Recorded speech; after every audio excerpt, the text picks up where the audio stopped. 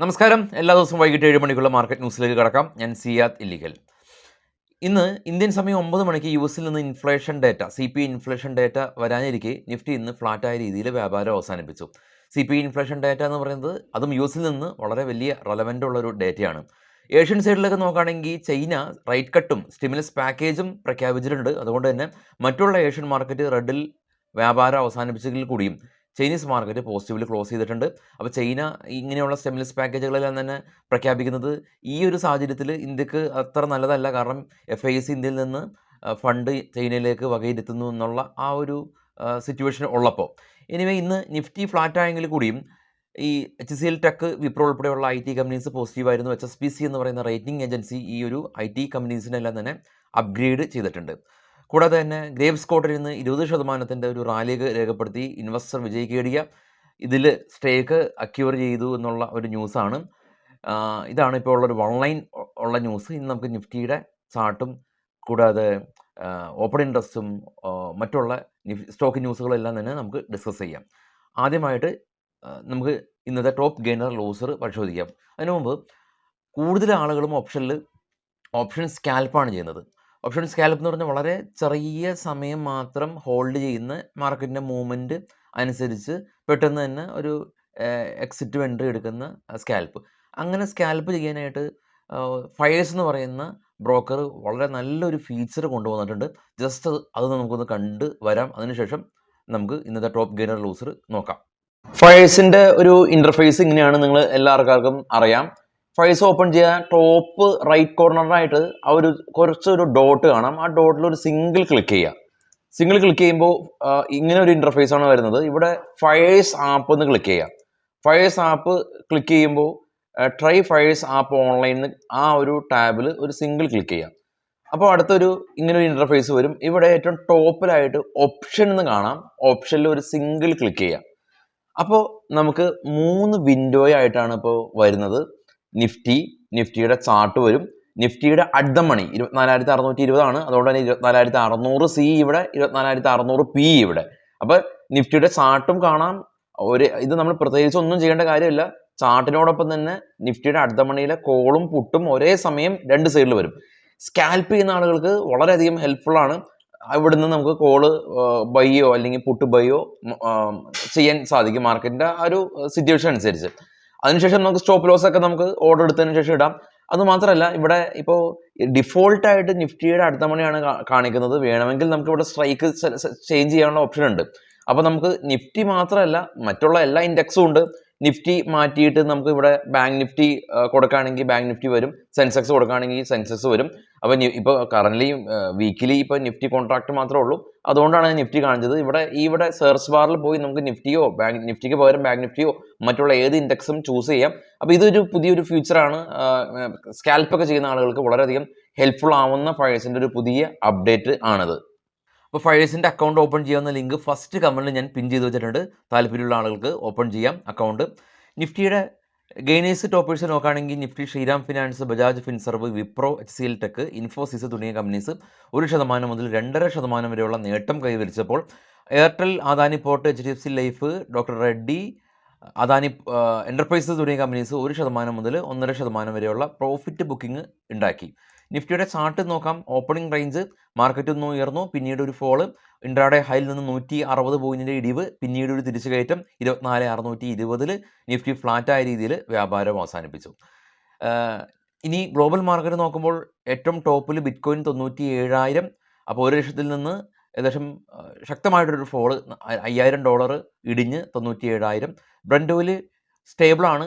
China stimulus package പ്രഖ്യാപിച്ചതുകൊണ്ട് 71. സിറിയയിലെ പ്രശ്നം നിലനിൽക്കുമെങ്കിൽ കൂടിയും ബ്രൻഡ് ഓയിൽ സ്പൈക്ക് ചെയ്തിട്ടില്ല. എന്നാൽ ഗോൾഡ് സ്പൈക്ക് ചെയ്തു. $2,673 പെർ ഔൺസ്, $13 പെർ ഔൺസിന് ഇൻ്റർനാഷണൽ മാർക്കറ്റിൽ ഇന്ന് ഗോൾഡ് സ്പൈക്ക് ചെയ്തത്. ഇന്ത്യ വിക്സ് ഇന്ന് 2.5% ഫോളായി 13.77. ഡോ ഫ്യൂച്ചർ ഫ്ലാറ്റാണ്. ഏഷ്യൻ മാർക്കറ്റുകളെല്ലാം കാണാം. നിക്കി ജപ്പാൻ മാർക്കറ്റ് പോസിറ്റീവാണ്. ഓസ്ട്രേലിയ എന്ന റെഡിൽ, കൊറിയ പോസിറ്റീവ്, ചൈന പോസിറ്റീവ്. ഇപ്പോൾ ട്രേഡ് ചെയ്യുന്ന യൂറോപ്യൻ മാർക്കറ്റ് 3ഉം FTSE CSE 40 ഡാക്സ് മിക്സഡായ അവസ്ഥയിലാണ്. സ്ലൈറ്റ്ലി നെഗറ്റീവ് സെൻറ്റിമെൻറ്റ്സ് കൂടുതലുണ്ട്. അപ്പോൾ ഇന്ന് US-ലെ ഇൻഫ്ലേഷൻ ഡേറ്റ വരുന്നുണ്ട്. നാളെ ഇന്ത്യയുടെ ഇൻഫ്ലേഷൻ ഡേറ്റ വരുന്നുണ്ട്. അതിനുശേഷം ഇന്ത്യയിലെ WPI ഇൻഫ്ലേഷൻ ഡേറ്റ വരുന്നുണ്ട്. CPI ഇൻഫ്ലേഷൻ ഡാറ്റ എന്ന് പറയുന്നത് ഉപഭോക്തൃ പണപ്പെരുപ്പം, WPI ഇൻഫ്ലേഷൻ ഡാറ്റ എന്ന് പറയുന്നത് ഭക്ഷ്യ പണപ്പെരുപ്പം. ഞാൻ പരമാവധി മലയാളം വാക്കുകൾ ഉൾപ്പെടുത്താൻ ശ്രമിക്കാറുണ്ട്. കാരണം ന്യൂസ് കാണുന്ന എല്ലാ ആളുകൾക്കും കാര്യം മനസ്സിലാവണം. അതുകൊണ്ട് കൂടുതൽ ഇംഗ്ലീഷ് വാക്കുകളൊന്നും തന്നെ ഉപയോഗിക്കാറില്ല.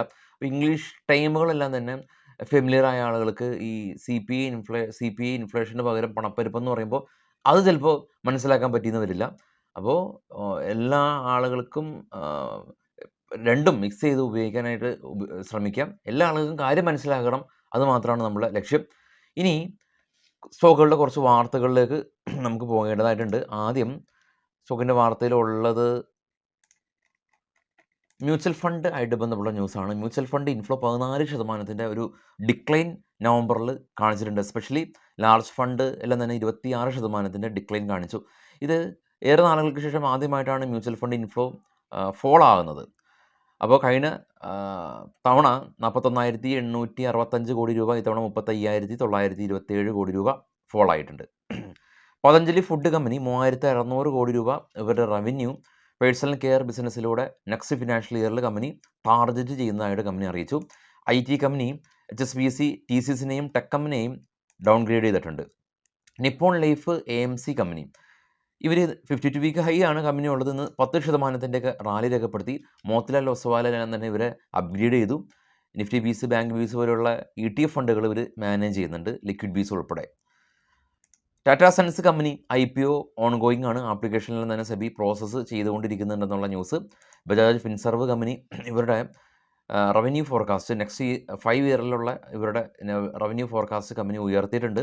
ഓൾമോസ്റ്റ് ഡബിളൊക്കെയാണ് ടാർഗറ്റ് പറഞ്ഞിരിക്കുന്നത്. മെട്രോപോളിസ് ഹെൽത്ത് കെയർ വലിയ ഒരു അക്വിസിഷൻ കമ്പനി നടത്തിയിട്ടുണ്ട്. അക്വിസിഷനായിട്ട് ബന്ധപ്പെട്ടുള്ള ന്യൂസ് നമ്മൾ ഇന്നലെ ഡിസ്കസ് ചെയ്തിരുന്നു.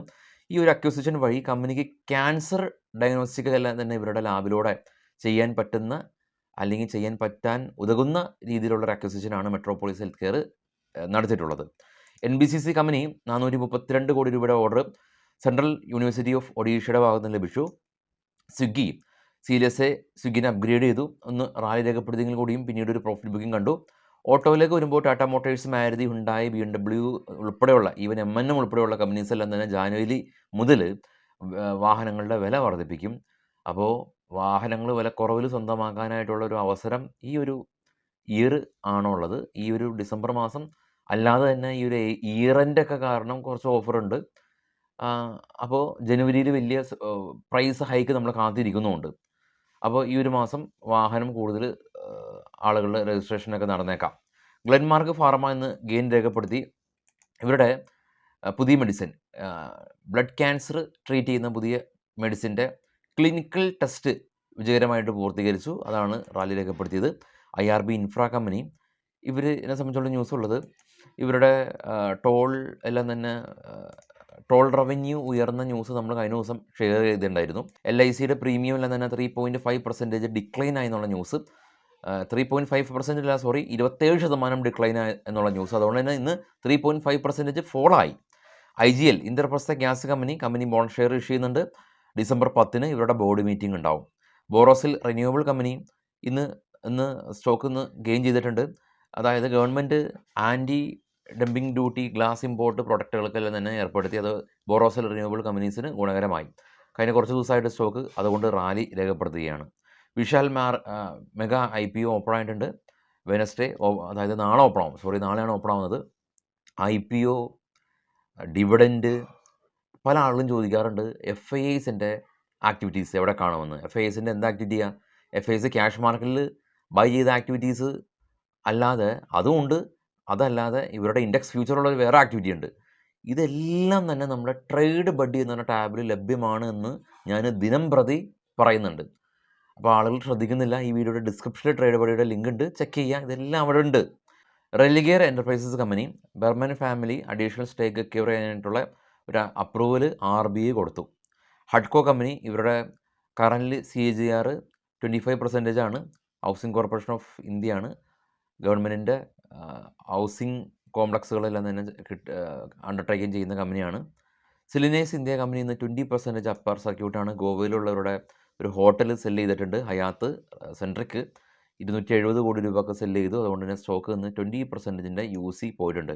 ഇനി നമുക്ക് ഓപ്പൺ ഇൻട്രസ്റ്റ് എന്ന് പറഞ്ഞ കാര്യം നോക്കാം. എനിവേ ഇന്നും എക്സ്പ്ലെയിൻ ചെയ്യുക. ഓപ്പൺ ഇൻട്രസ്റ്റ് എന്ന് പറയുന്നത് നിഫ്റ്റിയിലെ കോൺട്രാക്റ്റുകളിൽ ആളുകൾ റൈറ്റ് ചെയ്തിരിക്കുന്ന, അതായത് സെല്ല് ചെയ്തിരിക്കുന്ന ആളുകളുടെ പെർസ്പെക്റ്റീവാണ്. ഇതിൽ റെഡ് കാണുന്നത് കോൾ ഷോർട്ട് ചെയ്ത ആളുകളുടെയും ഗ്രീൻ കാണുന്നത് പുട്ട് ഷോർട്ട് ചെയ്ത ആളുകളുടെയാണ്. ഇത് കോൾ എന്താണ് പുട്ട് എന്താണെന്നുള്ളത് പറയാനായിട്ട് ഒരുപാട് പറയണം, അതൊരു വീഡിയോ പോരാ. എനിവേ ഇത് അറിയാവുന്ന ആളുകൾ ശ്രദ്ധിക്കുക. PCR 0.7ഉം സ്പോട്ട് 24,100ഉം മേജർ റെസിസ്റ്റൻസ് സോൺ 24,700, 25,000, 25,200 റേഞ്ചുകളും സപ്പോർട്ട് 24,000 റേഞ്ചുകളാണ്. അപ്പോൾ ട്രേഡിംഗ് എന്ന് പറയുന്നത് നേരെ സൂചിപ്പിച്ച പോലെ തന്നെ ഒരുപാട് കാര്യങ്ങൾ നമുക്കിതിൽ പഠിക്കാനുണ്ട്, അറിയാനുണ്ട്. എനിവേ നമ്മളുടെ ന്യൂസിൽ ഒരു ടെക്നിക്കൽ ടേമുകളും ഉപയോഗിക്കാറില്ല. എല്ലാ ആളുകൾക്കും മനസ്സിലാക്കാൻ പറ്റുന്ന വിധം ലളിതമായാണ് നമ്മൾ പറയാറ്. അപ്പോൾ എല്ലാവർക്കും ശുഭരാത്രി. Thank you.